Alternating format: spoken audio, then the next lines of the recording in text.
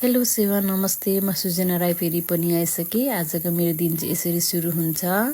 यो धुपी चाहिँ मैले सानोमा लिएर रोपेको थिएँ, अहिले यत्रो ठुलो भइसक्यो। आफूले रोपेको जे पनि कुराहरू देख्दा फैलिँदा खुसी लाग्दो रहेछ। अनि आज राति चाहिँ मैले पर्क बारबेक्यू गर्न लागेको, त्यसको लागि मैले सामानहरू ठिक्का पारेर राखेँ। अनि त्यसपछि मैले कपालमा मसाज गर्न थालेँ।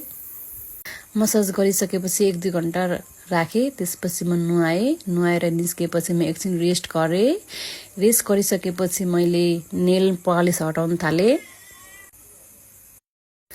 अनि यो मेरो नङ चाहिँ ओरिजिनलै हो। कतिले नेल एक्सटेन्सन गरेको नक्कली नङ हो यताउता भन्छ, तर होइन। म चाहिँ जानी नजानी भए पनि आफै नेल पलिस लगाएर हुन्छु। पहिला मैले एक्सटेन्सन नगरेको होइन, गरेकै हो। मेरो ओरिजिनल नङै कति बाँच्यो, त्यही भएर म नेल एक्सटेन्सन गर्नु छोडिदिएको। मेरो शरीरमा मलाई मेरो नेल बाहेक अरू केही पनि मन पर्दैन, केही पनि राम्रो लाग्दैन।